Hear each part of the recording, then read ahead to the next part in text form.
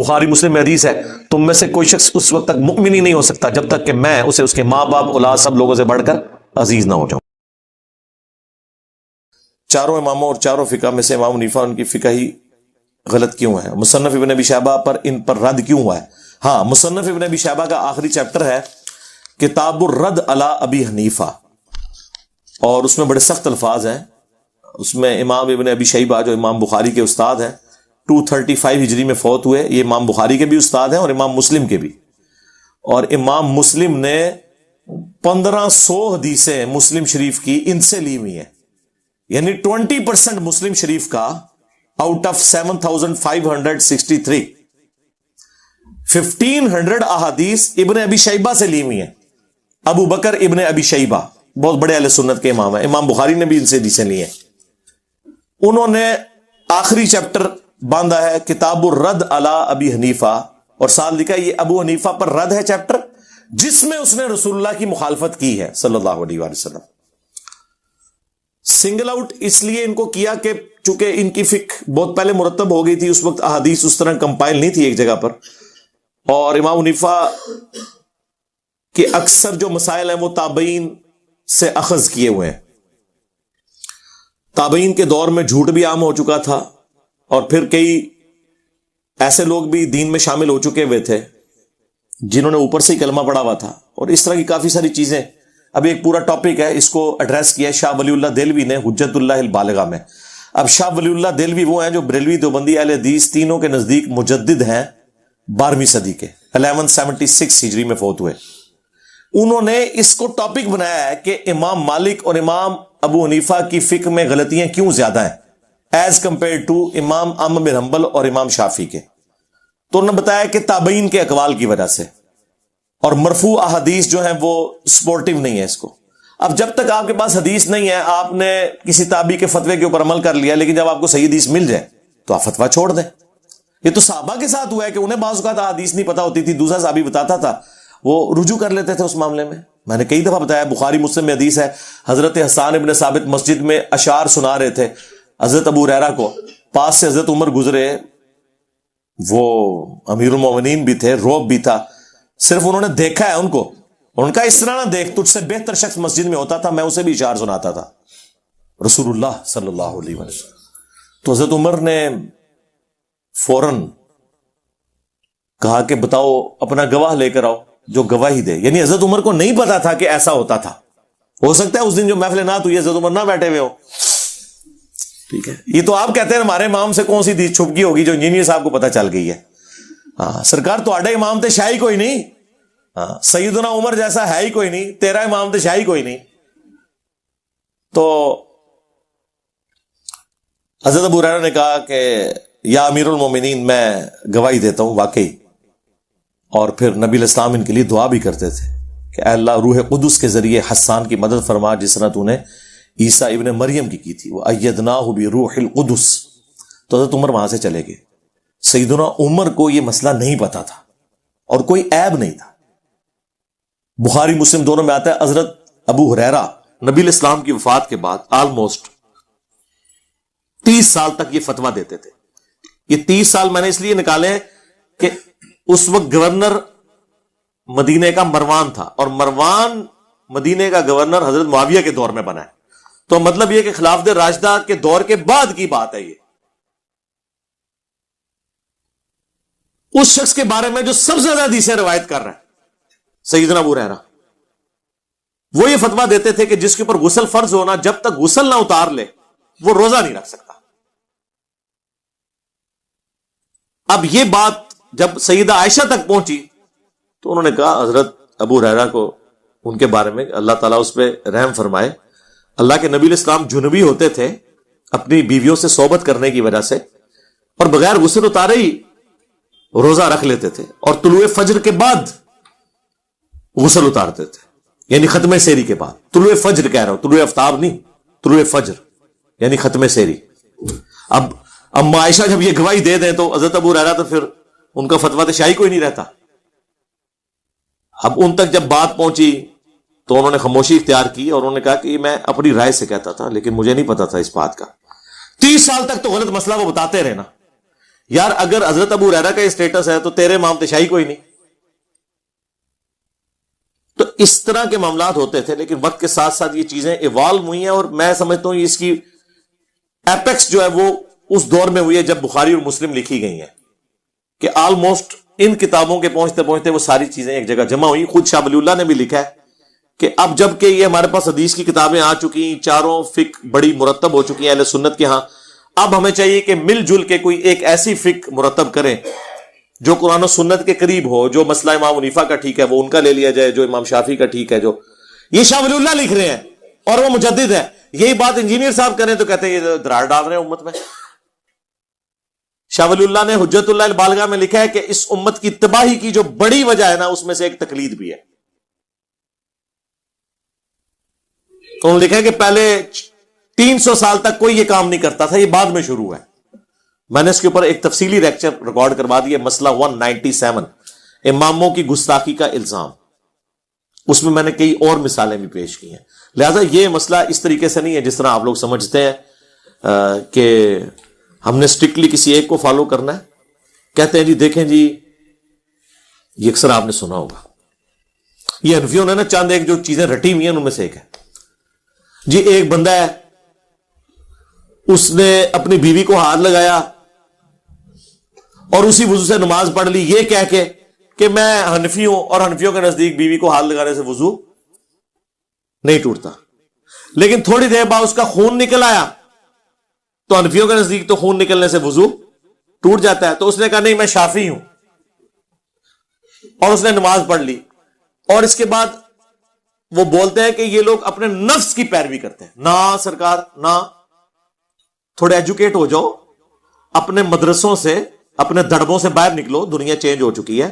نہ اس مسئلے میں ہم نے امام حنیفہ کی بات مانی، نہ اس مسئلے میں ہم نے امام شافعی کی بات مانی، ہم نے اس شخص کی بات مانی جس کی قبر مدینے میں صلی اللہ علیہ وآلہ وسلم. کیا نبی علیہ السلام اور صحابہ کے دور میں خاوند اپنی بیویوں کو ہاتھ نہیں لگاتے تھے؟ اس زمانے میں کسی کا خون نہیں نکلتا تھا؟ تو مسئلے بھی موجود ہوں گے. تو بخاری مسلم دونوں میں حدیث موجود ہے، اور امام بخاری نے، دیکھیں لوگ کہتے ہیں شافعی ہیں، امام بخاری نے تو امام شافعی کا رد کر دیا صحیح بخاری میں، کہ عائشہ کہتی ہیں ان دنوں ہمارے گھروں میں چراغ نہیں ہوا کرتے تھے، اور رات کے وقت نبی علیہ السلام جب نماز پڑھتے تھے گپ اندھیرے میں، ہمارا اجرا بھی تنگ تھا، نبی علیہ السلام جب سجدے میں جانے لگتے میں آپ کے سامنے لیٹی ہوئی ہوتی تھی، تو آپ میرے پاؤں ٹو دیتے تھے، میں پاؤں سمیٹ لیتی تھی، نبی علیہ السلام سجدہ کرتے تھے، اور جب دوبارہ قیام میں جاتے تو میں پاؤں سیدھے کر لیتی تھی. اس حدیث سے امام بخاری نے امت تک یہ میسج دے دیا کہ بیوی کو نماز کی حالت میں بھی کوئی ٹو لے، ہاتھ لگا لے، تو اس کا وضو نہیں ٹوٹتا. لہذا امام شافعی کا مسئلہ فارغ، اور نہ یہ ہمیں امام حنیفہ نے بتایا ہے، سرکار یہ تو ام عائشہ نے ہمیں بتایا ہوا ہے، اور بخاری مسلم میں موجود ہے. دیکھو کتنی بڑی کہانی انہوں نے کروائی ہوئی تھی. پڑھے گے نا؟ اچھا، اس ایک مسئلے نے کروڑوں مسلمانوں کی زندگی اذیت میں ڈالی ہوئی ہے. انڈونیشیا اور ملیشیا میں سارے شافعی ہیں، وہ بیچارے حج عمرے کے لیے آتے ہیں، اور وہ آتے کثرت کے ساتھ ہیں. وہاں تو ہر بندے نے حج کرنا ہوتا ہے. واقعی وہاں اسلام کے 5 فرض ہیں. پاکستان میں تو 5 فرض نہیں ہے، وہاں 5 فرض ہیں. وہ حج کو فرض مانتے ہیں، یہاں تو صرف زبانی کلامی مانتے ہیں، اور باقاعدہ ٹریننگ کر کے وہاں لوگ حج پہ آتے ہیں قرآن اندازی کے ذریعے. پاکستانیوں کی طرح نہیں کہ بابے جب فارغ ہو جائیں تو اینڈ پہ وہاں بھیج دیتے ہیں انہیں، نہ کسی چیز کا پتہ ہی نہیں ہوتا. تو وہاں آپ دیکھیں گے کہ ان کی عورتوں نے دستانے پہنے ہوئے ہوتے ہیں وائٹ کلر کے، اور میاں بیوی اکٹھے طواف کر رہے ہوں گے، گرمیوں میں بھی دستانے پہنے ہوئے ہوں گے. تو عام بندے کو تو سمجھ نہیں آتی کہ مسئلہ کیا ہے. مسئلہ یہ ہے کہ وہ ہیں سارے شافعی، ان کے نزدیک اگر کوئی خاوند بیوی کو ہاتھ لگا لے تو وضو ٹوٹ جائے گا. جب وضو ٹوٹ جائے گا طواف کہاں سے کرے گا؟ تو وہ انہوں نے اپنی بیویوں کو دستانے بنوائے ہوتے ہیں تاکہ ٹچ کرنے سے، یعنی باہر سے ٹچ ہوگا، ڈائریکٹ نہیں، نیکڈ ٹچ ہوگا. تو ایک مسئلے جو غلط گھڑا گیا اس کی تکلیف کتنی امت کو کاٹنی پڑ رہی ہے. اور ادھر حنفیوں نے جو یہ غلط مسئلہ گھڑا خون نکلنے والا،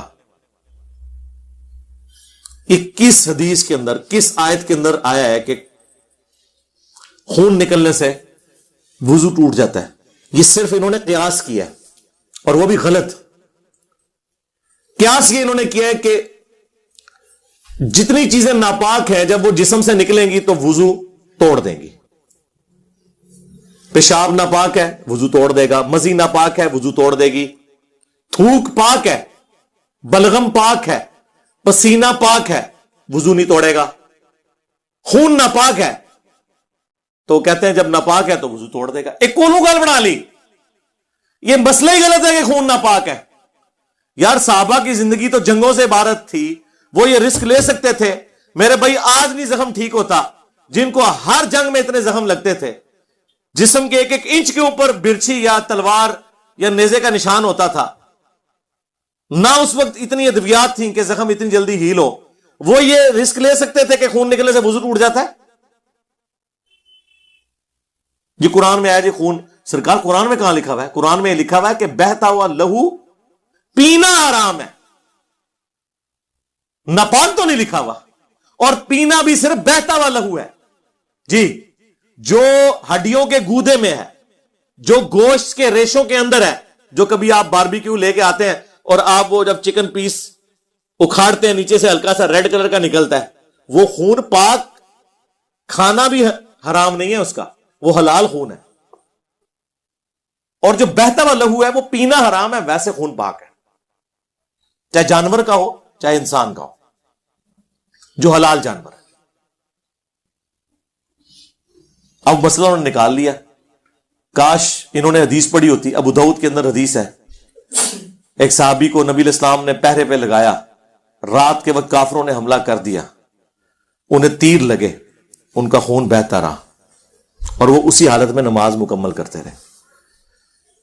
سلام پھیرنے کے بعد انہوں نے باقیوں کو اٹھایا تو انہوں نے کہا اتنی اپنی تم نے حالت کر لی ہے کہ پورا جسم لہو لہان ہے، تم نماز توڑ دیتے. ظاہر نماز توڑی جا سکتی تھی. تو انہوں نے کہا نہیں، میری غیرت نے گوارا نہیں کیا کہ میں نے ایک سورت شروع کی ہوئی تھی کہ اسے مکمل کیے بغیر میں نماز یوں اس طریقے سے مختصر کرتا ہوں. شوق نماز کا.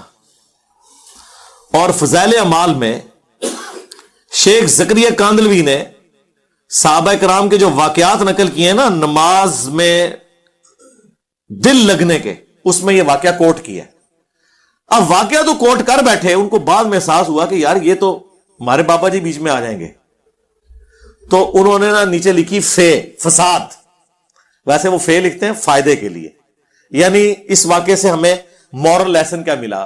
مورل لیسن انہوں نے یہ نکالا، وہ کہتے ہیں کہ جی ہمارے نزدیک، ہمارے امام حنیفہ رحمۃ اللہ علیہ کے نزدیک خون نکلنے سے وضو ٹوٹ جاتا ہے، اور امام شافعی کے نزدیک نہیں ٹوٹتا. ہو سکتا ہے کہ وہ صحابی بھی اسی مذہب پر ہوں. یعنی کس مذہب پر؟ امام شافعی کے مذہب پر. بجائے یہ لکھنے کے کہ ہو سکتا ہے کہ امام شافعی نے اس صحابی کا مذہب اڈاپٹ کیا ہو، الٹ لکھ دیا.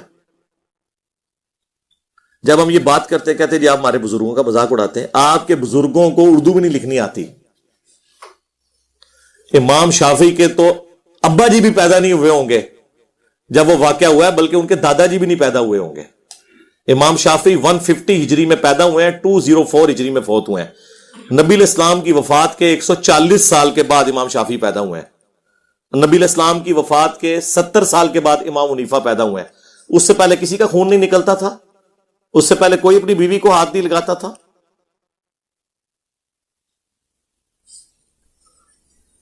تو جملہ کیا لکھ رہے ہیں کہ ہو سکتا ہے وہ بھی اسی مذہب کے اوپر ہو. وہ کہتے ہیں نہیں آپ مذاق اڑا رہے ہیں. مراد یہ کہ وہ کہنا چاہ رہے تھے کہ دونوں کا مذہب اسکول آف تھاٹ ایک ہوگا. ٹھیک ہے، لیکن یہ ترتیب نہیں ہوتی لکھنے کی کہ آپ ایک بڑے کو جو صحابی ہو ایک چھوٹے کی طرف منسوب کریں جو نہ تابعی ہے نہ تبع تابعی ہے.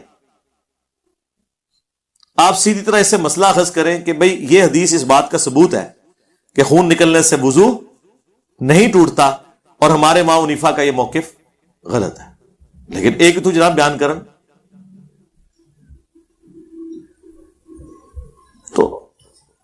باقی تفصیلات مسئلہ 197 آپ میرا دیکھ لیں، اس میں میں نے کافی کچھ بیان کیا.